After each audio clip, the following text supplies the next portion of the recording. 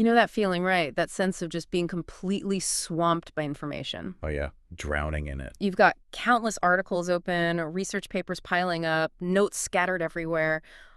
And really, all you need is to quickly grab the most important insights. Mm, You want to be well-informed to truly understand something deeply, but, without feeling completely overwhelmed by the sheer volume. exactly. That right there is our core mission here on the deep dive. And that's what we try to do.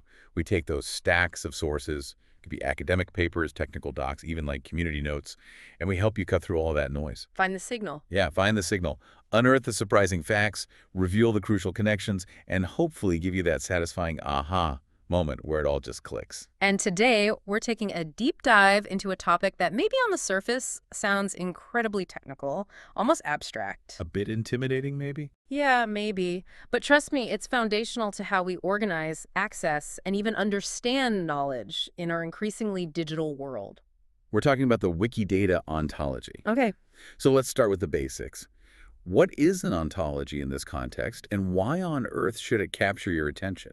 What's fascinating here is that at its heart, an ontology is essentially a formal, explicit representation of knowledge. Formal representation. Yeah, it Ah, defines concepts within a specific domain and meticulously outlines the relationships between those concepts. You could think of it as a really structured vocabulary, maybe, or a precise blueprint. like an architect's plan for knowledge. Kind of, yeah. Yeah. Or even the underlying skeletal structure of a vast knowledge base. In the case of Wikidata, this ontology is the very backbone. It's what gives meaning, order, and logical consistency to its absolutely vast crowdsourced data. Okay. It transforms this huge pile of facts into a usable, interconnected web. So if I'm hearing you correctly, you're saying we should care about the deep underlying structure of what is basically a giant database. Why does that matter to me when I'm just trying to find a fact or understand a news story? That's a great question, and it really gets right to the heart of why this matters so much. Because Wikidata isn't just any database. Right. It's a monumental, collaboratively edited knowledge graph. I mean, as of early 2025, it holds over 102.5 million distinct items. Wow.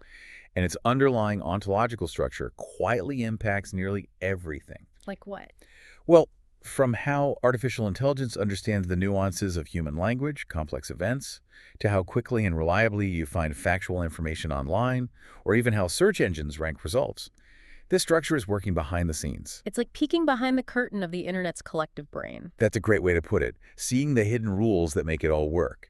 And understanding it gives you insight into the power but also the challenges of large-scale knowledge representation. It reveals how the efforts of this global community reflect how humans attempt to categorize, connect, and ultimately comprehend reality itself. It's a living system. That's a powerful idea, seeing the rules that govern the internet's brain. Now, to help us unpack this fascinating topic and truly get to the bottom of how Wikidata's ontology functions, its challenges, its immense potential, we've gathered a really insightful array of sources. We've delved into academic papers that explore Wikidata's cutting-edge use in AI and natural language processing. Some heavy stuff there. Yeah, definitely. We've reviewed official Wikidata documentation that details its internal workings, and we've even drawn insights from a recent, highly specialized Wikidata Ontology course. Oh, interesting. Community insights, too. Exactly. So this blend gives us both the theoretical understanding of knowledge representation and the practical, community-driven perspectives on how this incredible project is actually built and maintained day to day. Sounds like a good mix. Okay, let's unpack this. Before we dive too deep into the intricacies of its ontology, let's briefly define Wikidata itself. For those who might not be intimately familiar, it's described as a collaboratively edited, multilingual knowledge graph hosted by the Wikimedia Foundation. Right. But what does that really mean for someone like me who just wants to get informed? That's a crucial starting point. So it was launched back in October 2012, and Wikidata pretty rapidly grew to become this fundamental common source of open data. Open data being key. Absolutely key. And here's the thing. It's freely usable by all Wikimedia projects, like Wikipedia, Wikimedia Commons, but also by anyone else, anyone, Under what kind of license? under a very permissive CC0 public domain license. So this isn't just a database. It's a global, open repository, meticulously designed to be both machine-readable and human-editable. So machines and people can both work with it easily. That's the goal. It's fundamentally a wiki, yes, built on MediaWiki software, but it uses this special Wikibase extension, which is custom-built for managing semi-structured data. Semi-structured, meaning not just free text, but not rigidly tabular either. Exactly. It's got structure, but flexible structure. Mm-hmm. And the scale. As of early 2025, we're talking about an astonishing 1.65 billion item statements. A billion, with a B. With a B. It's a staggering amount of interconnected knowledge, all built and maintained collaboratively by people all over the world. So that's a truly immense amount of information. How is all this knowledge actually stored and connected within Wikidata? What are the fundamental pieces that make up this colossal knowledge graph? What are the atoms and molecules of this digital knowledge universe? That's a good analogy. The core elements are what we call items, properties, and statements. You can indeed think of them as the atoms, the bonds, and the molecules of Wikidata's information structure. They're constantly combining to create meaning. Okay, break those down for us. Items first. Right. First, we have items. These are often referred to by their unique identifiers, Q nodes. These are the central entities in Wikidata. An item can refer to almost anything you can imagine. An abstract concept, like president, which is Q30461, or a specific real-world instance, like Joe Biden, Q6279, or even a historical event. So concepts and specific things. Exactly. And each item gets a unique numeric identifier prefixed with Q. So Q7944 is the identifier for earthquake as a general class or concept. The idea of an earthquake. Right. Whereas Q211386 refers to a very specific instance, the 1906 San Francisco earthquake. Ah, the actual event. Yes, and this distinction between a class, a type of thing, and an individual instance, a specific example of that thing, is absolutely foundational to how the ontology works. It allows for broad categorization and precise detail. Got it. So that's items, Q nodes. What about properties? Then there are properties or phi nodes. These are the connectors. They represent the relationships between items, or they define attributes of items. The links in the web. Exactly. Like items, they also have unique numeric identifiers, but these are prefixed with P.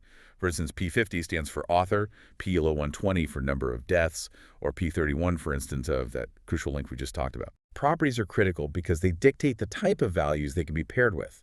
Imagine a property like official website, which is P856. Yeah. It can only be linked to values of type URL.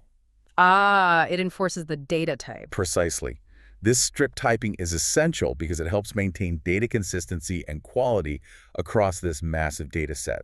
It prevents nonsensical connections. You can't say the official website is blue, and makes the data reliably machine-readable. Makes sense. Items, properties, and statements. And finally, we have statements. These are often referred to as triples because they typically form a subject-predicate-object structure. Like subject does predicate to object. Kind of, yeah. Or subject has predicate, which is object.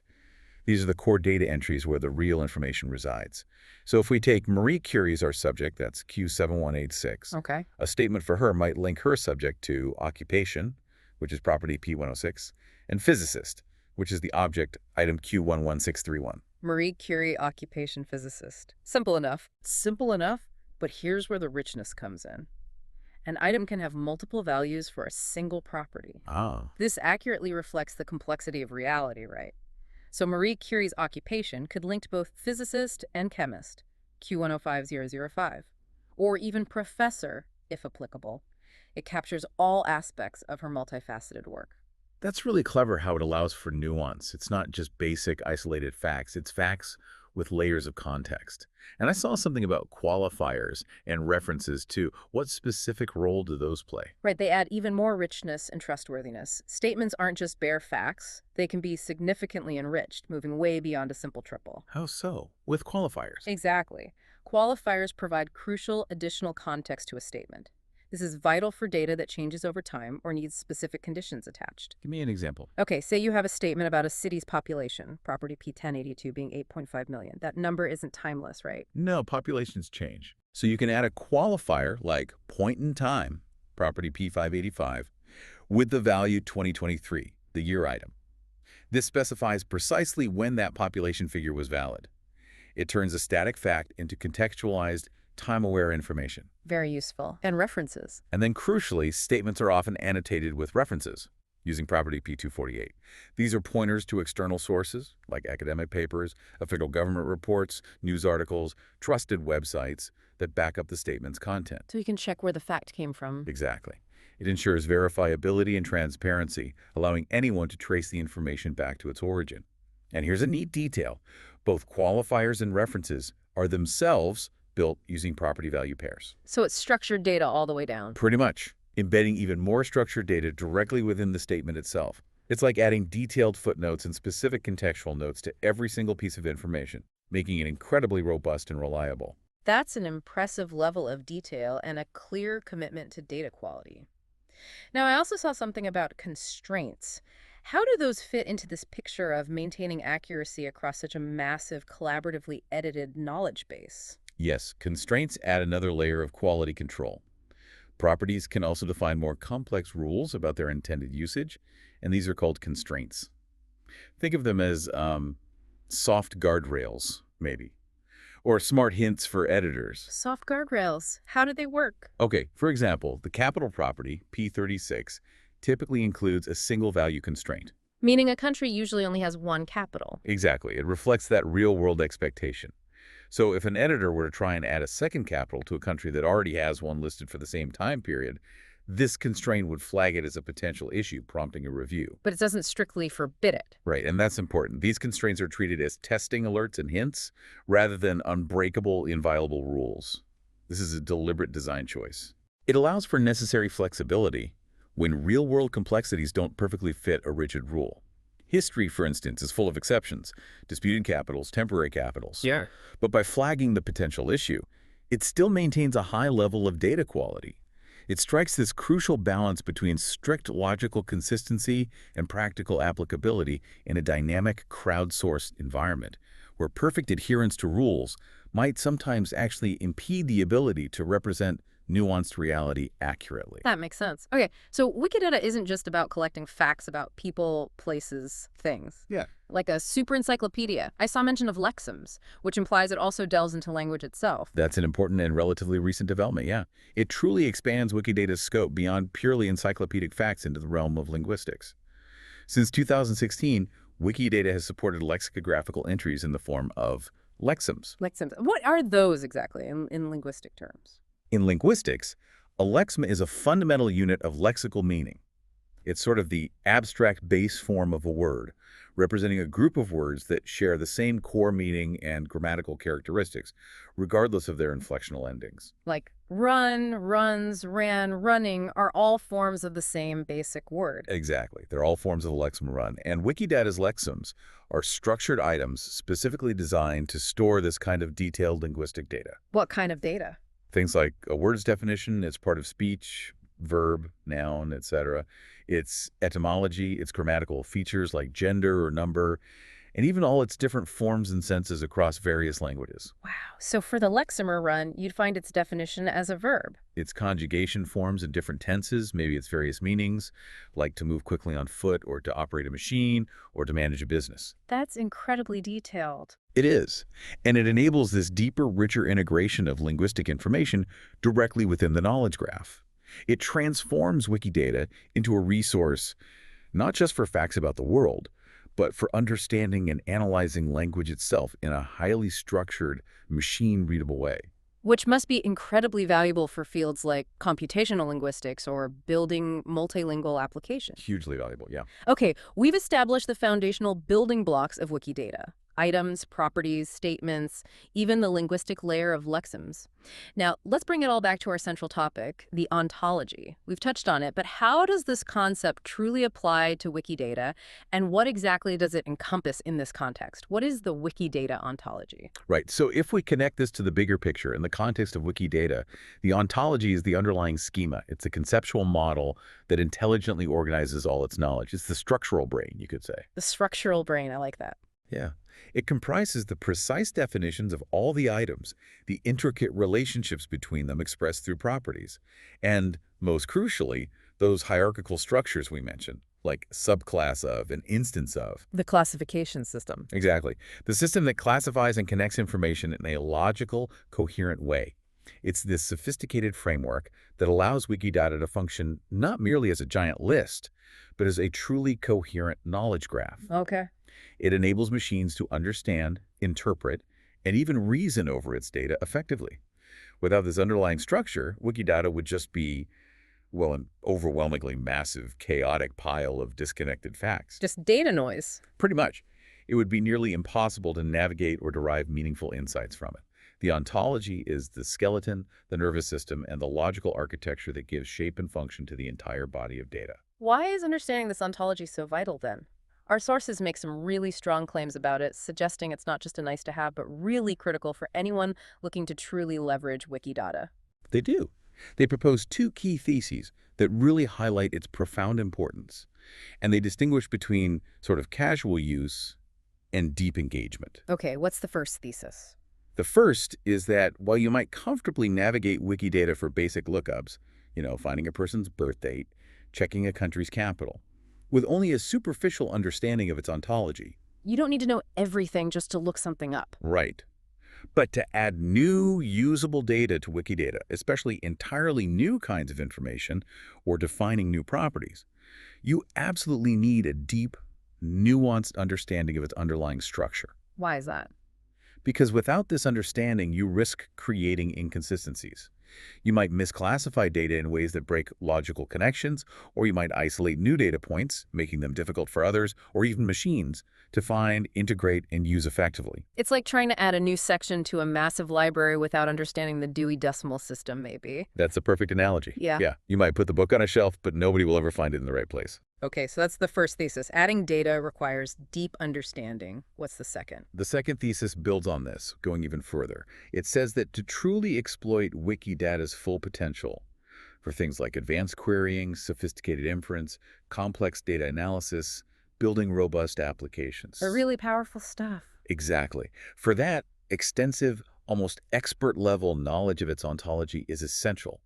This is because the ontology profoundly influences how all other information within Wikidata is organized, accessed, and interpreted. Can you give an example of a complex query that relies on this? Sure. Let's say you want to ask something complex, like show me all instances of natural disasters that occurred in a specific decade, or subclasses of the concept occurrence, and directly affected urban populations with more than 1 million inhabitants. Wow, okay, that's specific. It is. And to answer that, you absolutely need to understand the intricate underlying ontological relationships between concepts like natural disaster, occurrence, urban area, population figures, and the properties that link them to time and specific effects. You need the blueprint. So it's the difference between being a casual browser who just looks up a fact and becoming like a power user, a powerful contributor or extractor of knowledge. Precisely. It enables you to move from simply retrieving information to actually engineering and analyzing knowledge. It means you can ask much more sophisticated questions of the data and perhaps even fix it or extend it in truly meaningful ways, shaping how the world's knowledge is understood. Exactly. It transforms you from a casual browser into, well, an architect of knowledge, someone who can not only pull up facts, but truly build and analyze information structures. Which raises an important question, though. If this level of ontological understanding is so crucial for advanced engagement, how is the community addressing this challenge? It sounds like a steep learning curve. It can be. And recognizing this critical need, the Wikidata community, which is really the heart and soul of the project, actively supports initiatives like the Wikidata.wiki project ontology. What's that? It's a dedicated hub, sort of an intellectual workshop, focused specifically on developing, refining, and documenting data models within Wikidata. Their goal is to ensure that the underlying structure is as robust, logical, and consistently applied as possible. They're like the librarians, ensuring the cataloging system makes sense. And they've taken it a step further by running dedicated educational programs, haven't they? Like that Wikidata Ontology Course given by Peter F. Patel-Schneider and Ege Doğan you mentioned. Exactly. That particular course, which was supported by a grant from the Wikimedia Foundation, was specifically designed for participants who were already familiar with Wikidata's basics. So not for absolute beginners. More for people who wanted to significantly deepen their ability to analyze, improve, and extend its ontology. Imagine a group of dedicated Wikidata editors wanting to become master librarians, capable of not just shelving books, but actually redesigning the library's entire categorization system. What were the goals of the course? They were pretty clear and ambitious: to significantly increase community involvement in these crucial ontological discussions, to improve the overall knowledge about the ontology's proper use among a wider group of editors, and crucially, to initiate practical projects directly aimed at resolving existing structural issues within Wikidata. So find problems and start fixing them. Yes. And the organizers even recorded the sessions with the explicit intent of making them publicly available, emphasizing the project's commitment to open learning and collaborative improvement. That's great. It really demonstrates a proactive and community-driven approach to tackling the inherent complexity of Wikidata's underlying structure through systematic education and engagement. Okay, here's where it gets really interesting, I think. Moving from the theoretical structure to the intensely practical applications. One of the most compelling and cutting-edge uses of Wikidata's ontology is in natural language processing, or NLP. Big area. Yeah. This isn't just about organizing facts for humans anymore. It's about enabling machines to understand the incredibly complex nuances of human language. What specific significant challenge in NLP was Wikidata uniquely positioned to help solve? Well, despite its massive scale and comprehensive coverage of real-world entities, people, places, things, Wikidata, as we discussed, is inherently very entity-focused. Right, focused on the nouns, basically. You could say that. It excels at representing static concepts like person or location and connecting them, but it traditionally struggles significantly with dynamic events and actions. How so? Think about how you describe an event in everyday language, like the doctor diagnosed the patient. The event is diagnosed, and it involves specific participants in specific roles, the doctor, the patient. Okay. But in traditional knowledge bases, events are often merely labeled with eventive nouns. So that complex process of diagnosing an illness might simply be represented as the Q node for diagnosis, which is Q148906. Just the concept of diagnosis. Exactly. Yeah. And crucially, it doesn't explicitly describe or link the typical participants in that event, like the medical professional who performs the diagnosis, the patient who receives it, or even the illness being diagnosed. It lacks that relational detail about who did what to whom. So if an NLP system, like one powering a smart assistant or analyzing news articles, was trying to understand a complex report about a terrorist attack, Q1146740, Yeah. it might know what terrorist attack means as an entity, but it wouldn't easily extract who the attacker was, who the victim was, or what the target was directly from Wikidata alone. It would lack that narrative depth, right? Precisely. And this creates a significant, persistent gap for NLP applications that need richer narrative understanding and detailed event extraction from unstructured text, like news articles or reports. You can't really understand a story if you don't know who the actors are. Exactly. Imagine trying to summarize a long document or answer complex questions about what happened if you can't identify the roles of the entities involved. The motivation behind addressing this was clear. There was a pressing need for an adaptable, comprehensive, domain-flexible ontology that could precisely identify the dynamic roles entities play in an event, not just recognize the event as a static concept. So moving beyond just identifying that an event happened to understanding how it happened and who was involved. Yes. That's absolutely critical for moving beyond simple fact retrieval to understanding the full context and story described in language. That's a powerful problem statement. How did they bridge this gap? This is where the DARPA Wikidata overlay comes into play, isn't it? Sounds like a major project. It is. The DARPA Wikidata overlay, or DWD overlay, is a really clever and sophisticated solution. It's essentially a carefully curated subset of Wikidata specifically enriched with what are called prop bank roles. Prop bank roles, what are those? And why Wikidata as the base? Good questions.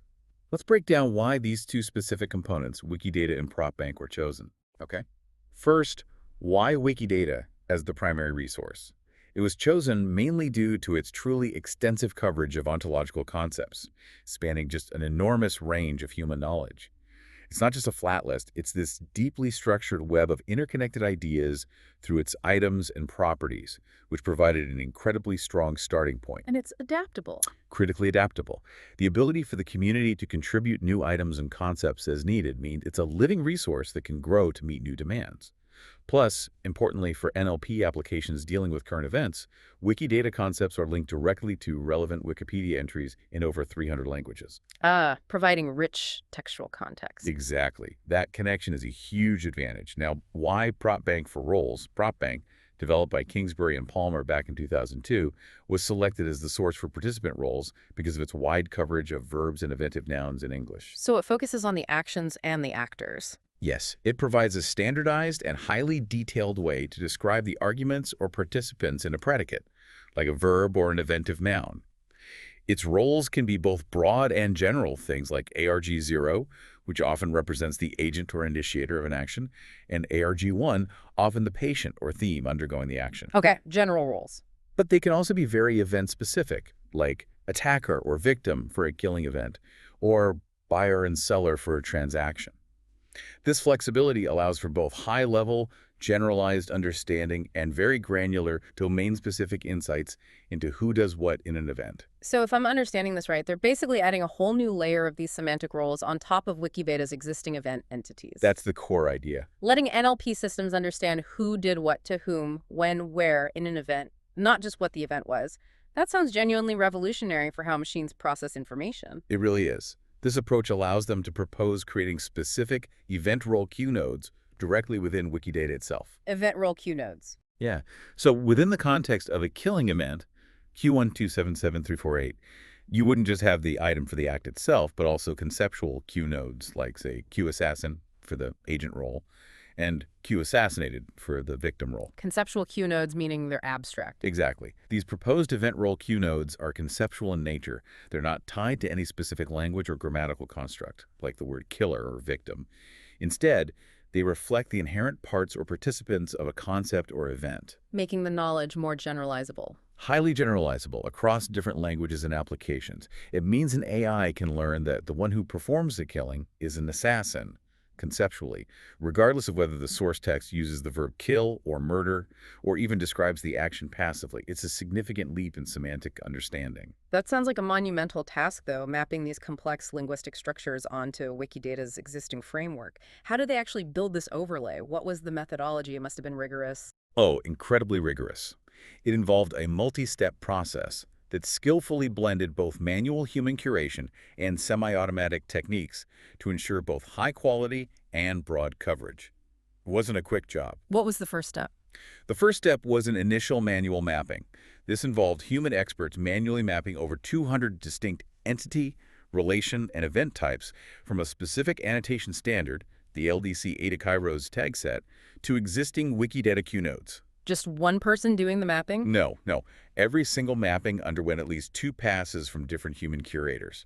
If there were conflicts or disagreements, and there often were given the subtleties involved, I bet. these disagreements sparked extensive discussions with a larger group of experts to reach a consensus. And in tricky cases where it was hard to choose between a specific queue node and its broader superclass, they often selected the superclass to ensure broader coverage, rather than risk being too narrow. This initial phase laid a really robust conceptual foundation. Okay, manual mapping first. What next? Following that, they moved to semi-automatic event enrichment. This phase directly targeted that gap we talked about in event understanding. They systematically identified around 5,000 additional queue nodes as potential event classes. Like the earthquake class example. Exactly, Q7944, representing earthquake as a general type of event. These potential event classes were then programmatically linked to prop bank rule sets using a carefully designed set of rules. An event candidate was initially flagged if it was a descendant, a direct or indirect subclass of the very broad Wikidata event Q node Q1190554, which just means occurrence. That must have pulled in a lot of things. It did, nearly 30,000 event candidates. But many weren't true events in the NLP sense, like Q1800534 metaphor is technically an occurrence. So to refine this, they created a crucial exclusion list of 11 high-level non-events, like physical object Q223557, and filtered out candidates descending only from those. After some more manual refinement, this process narrowed it down to a much more relevant set of about 4,500 core Q node events. Much more magical. What was the third step? The third crucial step, and one that is an ongoing commitment, is comprehensive manual annotation. This involves meticulous manual review of all the prop bank Wikidata mappings, especially focusing on prop bank rule sets that map to many Wikidata nodes, more than 10, as these are often the most complex and ambiguous. So humans double-checking the machine's work in the initial mappings. Precisely. Annotators carefully evaluate the degree of match between existing Wikidata queue nodes and the 11,277 prop bank role sets. They started with the 5,000 most relevant ones. If an existing queue node closely matches the meaning and granularity, it's kept. And if not? Crucially, in cases where no suitable queue node exists in Wikidata that perfectly captures the sense of a prop bank role set, annotators are empowered to recommend adding entirely new queue nodes to Wikidata itself. Wow, so they're actually proposing changes to Wikidata's core structure. Yes. This proactive contribution ensures the knowledge graph continuously expands to meet the precise semantic needs of the overlay. They also document mismatches in scope, where things are related but not identical for future fine-grained mapping. Only high-quality, precise mappings are retained. Okay, and the final step. You mentioned mapping properties too. Yes, finally, they also began mapping moods, Wikidata properties, to prop bank roles. Often, Wikidata's existing relation nodes align quite well with prop bank roles because they describe similar relationships. Like author. Exactly. Property P50 author cleanly maps to two roles within the author.01 role set in prop bank, the author argument and the thing authored argument. Out of 216 relations currently listed in the overlay, an impressive 144 now have these direct prop bank mappings. But not all properties mapped easily. No. Some toads, like P1120, number of deaths, were found to be too complex to map directly to a simple verb role set. This suggests a more complex underlying event causing multiple deaths that doesn't correspond to a single, straightforward action. Decomposing these complex event implications is considered future work. That's truly fascinating. It's clear they're not just passively using Wikidata. They're actively contributing back, identifying conceptual gaps, proposing new entries. It's co-creation, not just application. Indeed, it's a dynamic, iterative process. And to enable even richer narrative understanding between events, crucial for story comprehension or even legal analysis, the DWD overlay also provides a comprehensive mapping from temporal Q nodes and phi nodes in Wikidata to the Allen interval temporal logic relations. Allen interval temporal logic. That sounds academic. What does that mean for me, the listener, in practical terms? How does it help an NLP system? It's absolutely fundamental for building sophisticated understanding of how events unfold in sequences over time. This formal logic, developed by James Allen in the 80s, allows systems to interpret the ordering of events in texts not just as points, but as intervals with specific relationships. Can you give a concrete example? Sure. Imagine an NLP system reads, "The politician met with activists, event A, before issuing a statement, event B, which then sparked protests, event C, that continued throughout the day, event D." Okay, a sequence of events. Allen's logic provides a precise mathematical framework for an AI to determine that event A occurred before event B, that event C overlapped with event D, or maybe that event B caused event C. It maps the time words to formal logic. Exactly. Without this, an AI just sees a list of facts. With it, the AI can map words like before, followed by during, simultaneously, occurs within, to precise temporal relationships. It transforms a list of actions into a coherent, dynamic timeline. Which is crucial for understanding narratives. Absolutely. It's fundamental to recognizing common narrative event chains, identifying event schemas like the typical sequence in a doctor's visit, and building more sophisticated script learning models. Examples mapped in the DWD overlay include Q790309196 for before, P156 for followed by, P382 for partially coincident with, and Q6014822 for occurs within.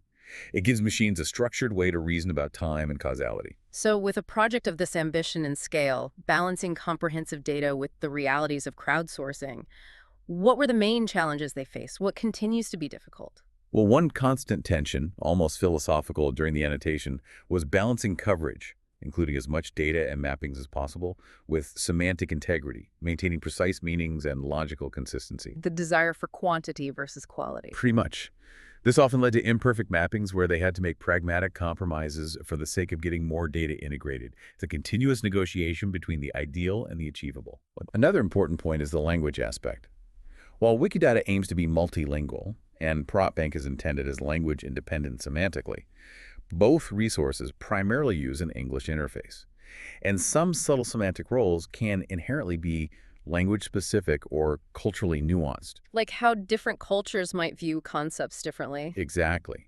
This poses challenges for truly universal application and maintaining consistency across hundreds of languages. A concept like guilt, for example, might have different interpretations in different legal systems. Given these significant challenges and the ongoing effort, what's the long-term vision for this DWD overlay? Does it stay separate, or is there a more ambitious plan? The ultimate goal, and it's a very ambitious one that really speaks to the open, collaborative spirit of Wikidata, is actually to retire the overlay itself. Retire it? How? By integrating its mappings and all that rich event and temporal information, the prop bank roles, the Allen temporal logic connections, directly into Wikidata's core structure. Making it part of the main knowledge base? Yes. This transition would be immensely significant.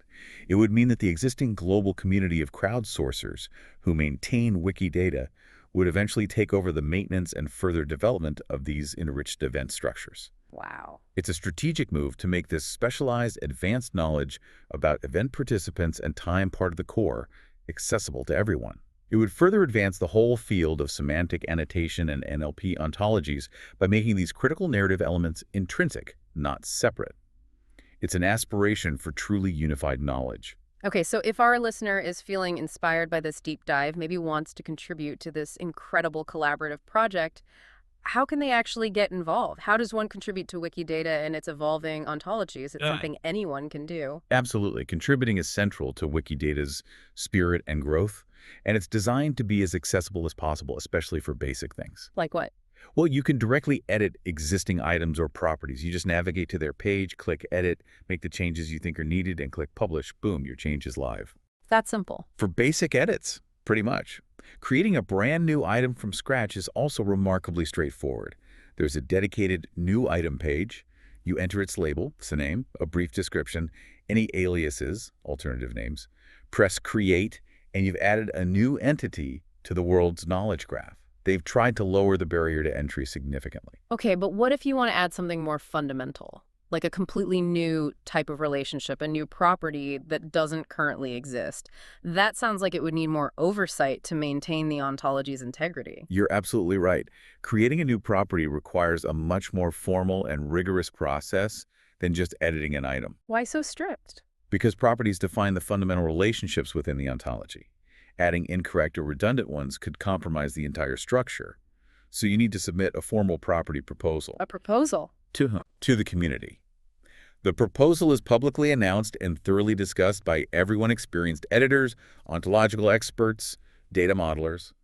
They vet its necessity, its precise scope, its definition, how it fits with existing structures. So it needs community consensus. Exactly. Only after it gains broad community consensus and approval can someone with specific property creation privileges officially add it to Wikidata. This rigorous, consensus-driven process is crucial for maintaining the integrity and coherence of the ontology. It prevents chaos. Pretty much. Our sources emphasize that Wikidata relies heavily on editors being nice, working together, building consensus through these discussions. And if you just want to learn or test things out without affecting the live database, you can use sandbox items or the Wikidata test environment. Though they do acknowledge these aren't always ideal for comprehensive, large-scale testing. Sometimes they're a bit empty or slow. That makes sense. You wouldn't want someone just adding a Hess-Berkeley Aura property without a lot of discussion. But what if you have a lot of data to add, not just one or two items? Say you're a researcher with an entire data set, or a historian with a list of dates. Is there a more efficient way to do batch contributions? Absolutely. And this is where powerful tools developed by the community really shine. They streamline large-scale contributions, making the seemingly daunting task of adding hundreds or thousands of facts much more manageable. Like what tools? Quick Statements, developed by Magnus Matska, is incredibly useful and very popular for batch edits. Instead of manually entering each piece of data one by one. Which would take forever. Right. You can prepare structured strings, often generated automatically from CSV files, spreadsheets, or other tabular data, and then just paste them into the Quick Statements interface. With a single click, it can quickly create or modify many Wikidata entries at once. So if I have a spreadsheet of, say, new species and their classifications. Quick Statements can potentially add all that data in minutes, not days. It's a monumental efficiency gain, especially for researchers, institutions, or data enthusiasts dealing with large data sets. That's huge. I know Jill Walker-Retberg, for example, highlighted how she could export bibliographic references from her Zotero library directly into Quick Statements format. And this wasn't just about convenience. It was part of her broader effort to make her research data findable, accessible, interoperable, and reproducible, those FAIR principles. Exactly. It's a real-world demonstration of how these tools bridge the gap between individual research workflows and global knowledge infrastructure, helping make research fair. Are there other tools like that, specifically for academics, maybe? Yes, and for academics, there's another fantastic tool called the Orsidator. Orsidator, related to ORCID IDs. Precisely. If you're a researcher with an ORCID ID, that unique identifier for scholars, this tool greatly simplifies getting your work onto Wikidata. You basically paste your Wikidata QED authorize it with your OR seed, and the ORCidator can automatically pull your published papers, grants, other metadata directly from your ORCID profile and add it to your Wikidata entry. That's incredibly efficient. It is. These tools truly embody the community's ingenuity in simplifying large-scale contributions and bridging data silos. Yeah. They make it much easier for valuable information to become part of the open knowledge graph. Okay, so once all this incredible data, meticulously structured by the ontology, is in Wikidata, how do you actually extract meaningful information and insights? Especially if you want to query the ontology itself to understand its structure or pull out complex relationships. The Wikidata Query Service, often called WDQS, is the primary way users interact with the data programmatically. It allows for incredibly powerful and flexible data retrieval. How does it work? It enables you to run sophisticated queries using SparkQL. SparkQL.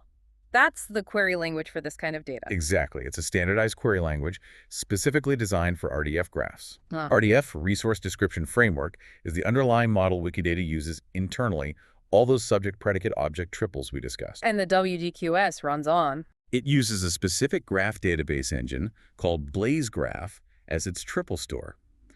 This engine continuously mirrors Wikidata's data dumps and live updates into an RDF graph, ensuring the query service stays relatively up-to-date with the live, ever-changing data.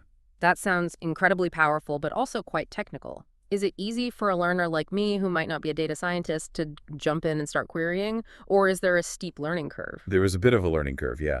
Primarily because you need to understand the fundamental concepts of RDF, how Wikidata specifically encodes its data into that RDF format, and the syntax and complexities of SparkQL itself. And you mentioned using Q and P numbers. Right. Queries often use Wikidata's numeric Q and P identifiers rather than their human-readable labels, which can feel a bit like trying to read secret code initially. So how do they help learners? Well, the WDQS provides helpful features to ease this process significantly. It offers syntax highlighting to make queries more readable. It has automatic translation from those numeric identifiers to human-readable labels. Often you just press Control Space. Oh, that's handy. Very handy. And perhaps most importantly, it provides a wealth of example queries that you can study, modify, and use as templates to get started and learn how to formulate your own complex questions. So, while it's powerful and precise, it has built-in support to help you climb that learning curve. What are the main challenges people encounter when querying such a massive and dynamic database? Especially with complex ontological structures, I can imagine performance might be an issue. You've hit on the primary challenge. The sheer volume of data is immense. Billions of triples. Traversing that graph to find complex relationships can be very computationally intensive. So it can be slow. Yes, the main bottleneck highlighted in our sources is indeed performance. BlazeGraph, the engine behind WDQS, can sometimes be slow. Complex queries, even seemingly simple ones like retrieving all instances of human, which covers millions of items, can time out before they complete, especially during peak usage times. Timeout errors. Frustrating. Very frustrating. This can be a significant bottleneck for users attempting complex analytical tasks, large-scale data extraction for research, or building applications that rely on fresh, comprehensive data from Wikidata. It really underscores the challenge of querying data at this scale. Is there an alternative for speed? If you need to run those computationally intensive queries that keep timing out, is there a faster way, even if it has downsides? Yes, there is an alternative. The Quliver Wikidata Query Service. Yeah, it uses a different SparkQL engine that is generally much faster, especially for those kinds of computationally intensive queries that might time out on the main WDQS. It's optimized for raw query speed. What's the catch? There's always a catch. The catch is freshness and features. Quliver doesn't use live updates from the Wikidata database. Instead, it's recreated from weekly Wikidata RDF dumps. So the data could be up to a week old? Exactly. Its data can lag by up to a week compared to the live WDQS. Additionally, it lacks some of BlazeGraph's user-friendly interface features, like that helpful label service that automatically translates Q and P identifiers. So it's a trade-off. It is. A choice between prioritizing raw query speed for large analytical tasks versus having the absolute most current data and the convenient interface features. For many researchers doing big analyses, having slightly delayed data is a totally acceptable price to pay for actually being able to complete a complex query in a reasonable time. Okay, so a massive crowdsourced project like Wikidata, especially one as structurally complex as an ontology, must inevitably have its share of imperfections, right? It's built by millions of hands, different ideas. Oh, absolutely. It's inherent in the model. What kind of problems do they identify in the Wikidata ontology that the community is actively working to address? What are the known bugs or inconsistencies? That's an excellent and very insightful point. The Wikidata Ontology course materials give us a really clear picture of common issues. They categorize them into several key areas that reflect the inherent challenges of maintaining such a vast, dynamic, collaboratively built knowledge base. It really is like trying to keep a global library perfectly organized while everyone is constantly adding new books and sometimes arguing about the best way to categorize them. What's the first category of problems? First, they identify mismatches with reality and overgeneralization.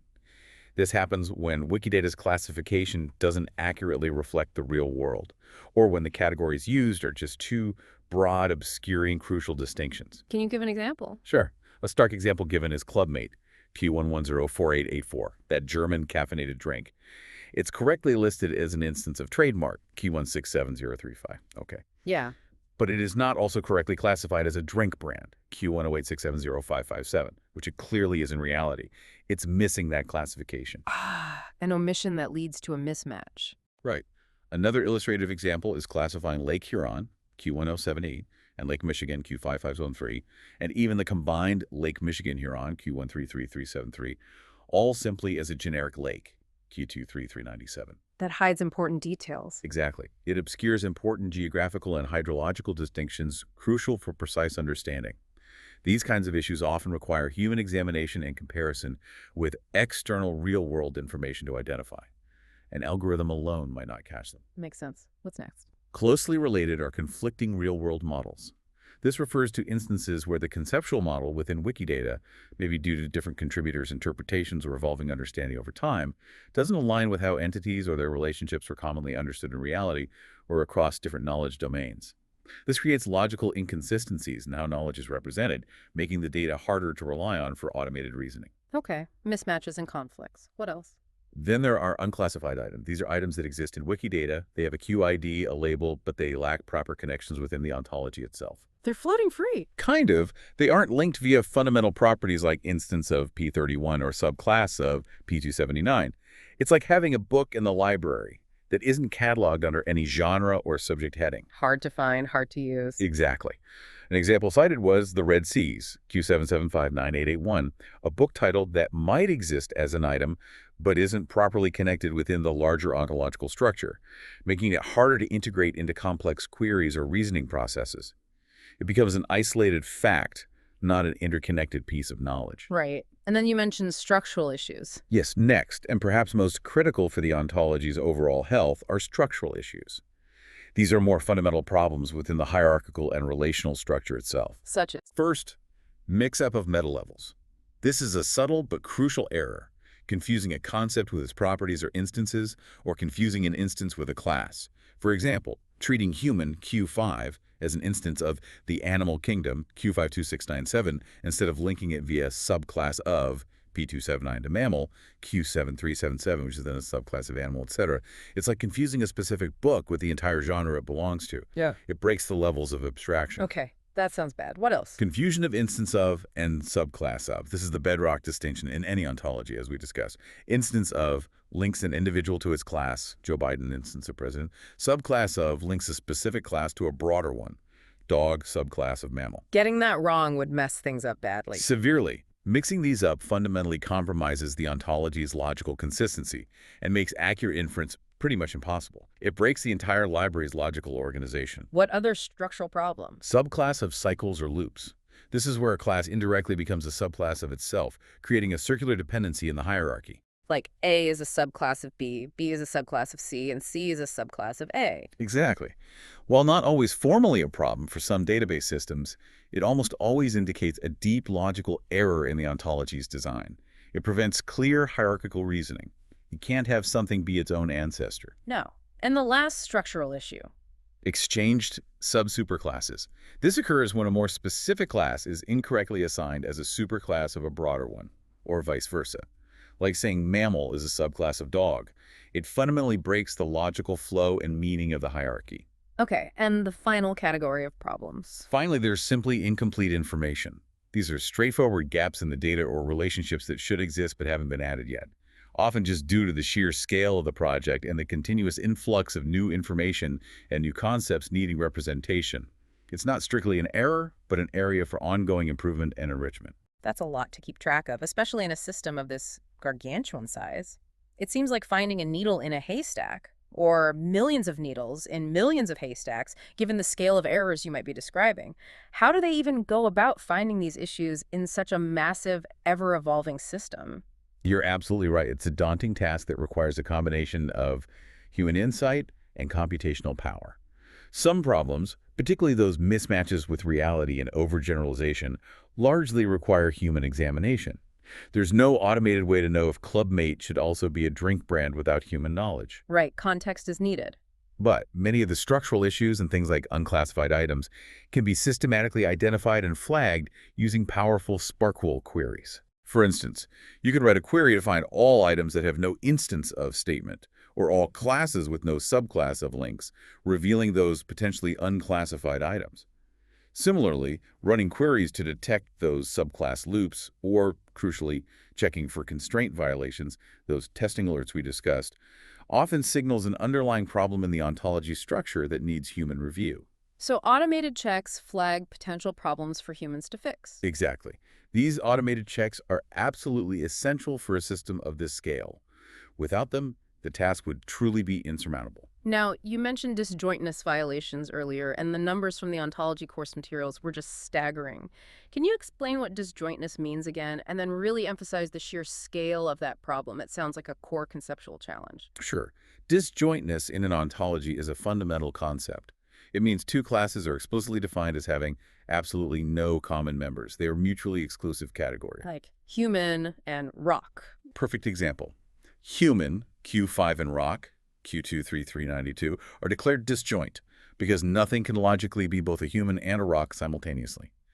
They occupy entirely separate conceptual spaces in the ontology. Okay, so a violation is? A disjointness violation occurs when an item is classified under two classes that have been explicitly declared disjoint. This indicates a clear, undeniable error. Either the item is misclassified, or, less commonly, the ontology's definition itself is flawed. Maybe two classes were mistakenly declared disjoint when they shouldn't have been. And the scale of this problem in Wikidata. The statistics from the ontology course are indeed eye-opening. They truly highlight the immense challenge of maintaining consistency in a crowdsourced knowledge base of this size. So Wikidata currently has 782 disjoint unions defined, Okay. which leads to 7,039 distinct disjoint pairs of classes. Now, out of these, a significant 51 disjoint pairs currently exhibit violations. And that translates to? Here's the staggering part. This translates to an astonishing 86,042 class violations and a monumental, almost unbelievable 9,951,303 instance violations. Nearly 10 million instance violations. Almost 10 million individual items are currently classified incorrectly, according to the ontology's own explicitly defined rules. It really puts into perspective the sheer scale of the collaborative endeavor and the continuous battle against logical entropy in a system built by so many hands. 10 million! That's not just a bug. It speaks to the inherent messiness of human language and categorization, doesn't it? Where we use words flexibly, but an ontology demands precision. How is it even possible to tackle that many errors? That sounds like an insurmountable slog, as one source put it. It truly is a colossal task, and you've hit on the core challenge. The inherent messiness of reality and language versus the precision demanded by a formal ontology. The problem is compounded because these violations aren't evenly spread. They're wildly unevenly distributed across the graph. Not clustered nicely. No, making it practically impossible to investigate or fix them one by one with individual effort. The course highlighted that finding large groupings of errors, identifying a single incorrect relationship that causes thousands of violations, is absolutely key to making any significant progress. Trying to debug 10 million individual items is simply unfeasible. So they look for root causes. Exactly. For example, they found that a single targeted fix-like removing sequence, Q186450, as a superclass of gene, Q7187, which was an ontologically questionable relationship causing many problems, dramatically reduced the number of culprits in one particular disjointness violation from over 86,000 down to a more manageable, though still large, 3,727. Wow, one fix cleared up that many. Yes. Similarly, a set of fixes related to refining the classification around vehicle, Q428A9, resolved 47 culprits at once. These kinds of high-impact, single-point changes are the holy grail for making progress efficiently. But even 3,727 individual culprits remaining from just one fix is still a massive effort, let alone the millions still across the system.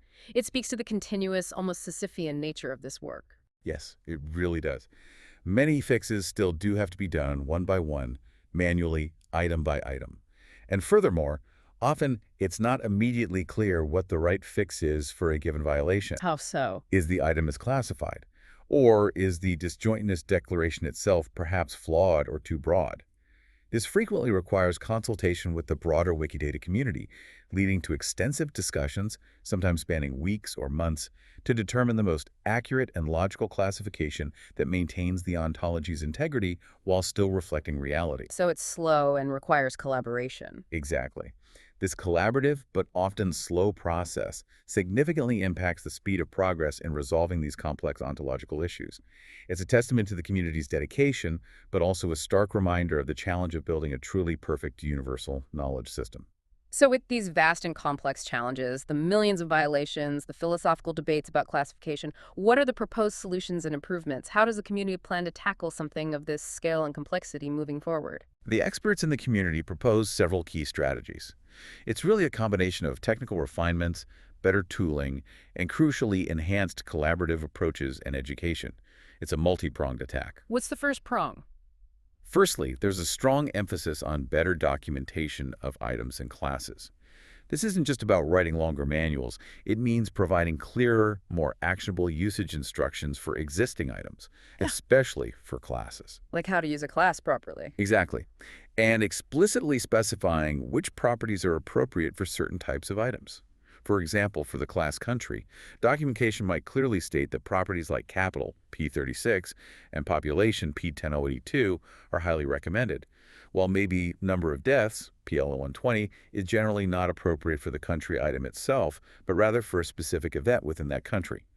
This proactive guidance aims to prevent new errors from being introduced. Makes sense. Guide people better up front. What's the second strategy? Secondly, they aim for improved guidance on ontology building itself. This involves offering clearer guidelines on how to define the extent of a class, what exactly falls into it, and what doesn't. It also includes guidance on how to represent variations within a class, and perhaps most importantly, the correct placement of new and existing classes within the overall ontological hierarchy. Like decision trees for editors. Kind of, yeah. Developing clear decision paths. If you're defining a new type of thing, here's how to ensure it fits into the existing hierarchy using subclass of. If it's a specific example, here's the checklist to make sure it's linked correctly with instance of. This also includes better use of preferred rank to highlight the most specific and relevant ontological information when multiple statements might exist, guiding users to the most accurate data first. Okay, better documentation, better guidance. What else? And critically, there is a strong focus on addressing structural issues through better guidance and support.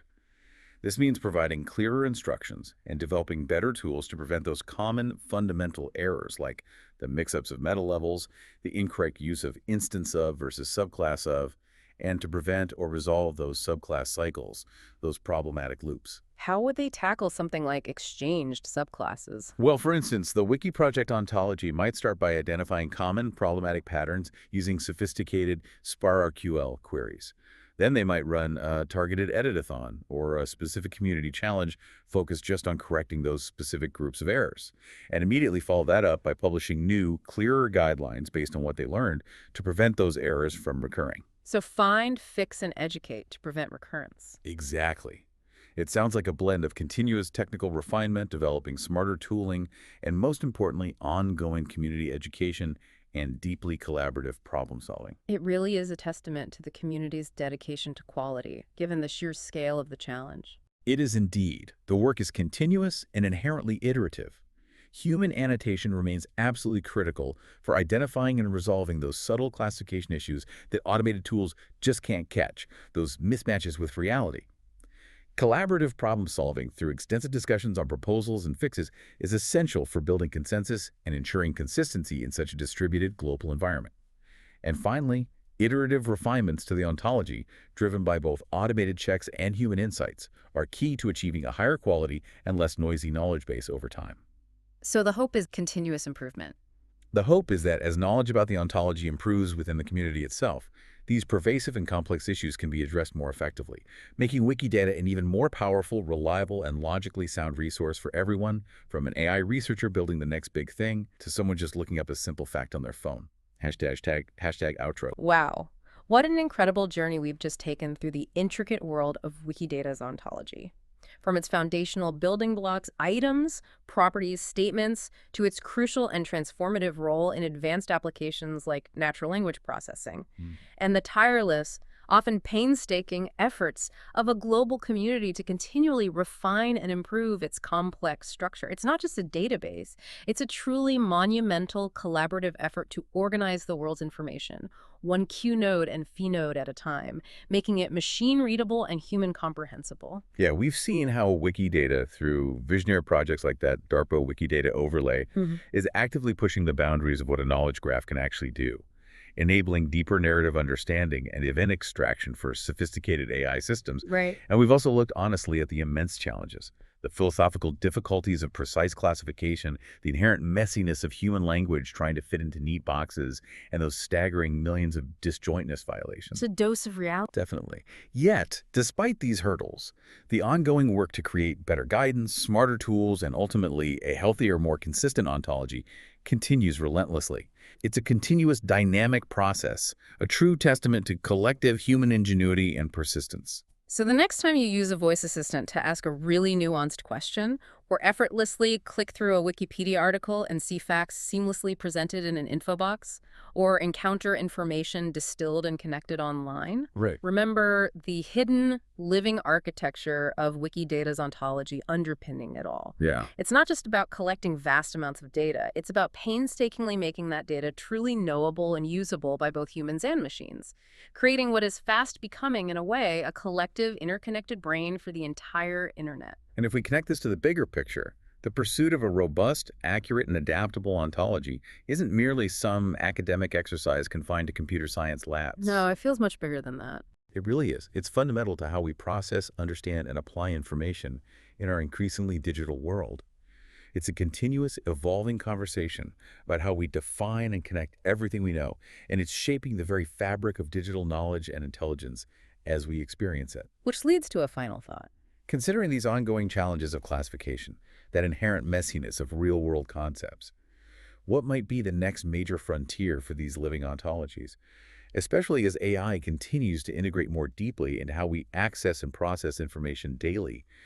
How will that constant need for nuance, flexibility, and maybe even real-time adaptation continue to challenge our efforts to precisely categorize reality? Or perhaps putting it back on you, the listener. How might you become part of this ongoing global conversation that is actively shaping the future of interconnected knowledge?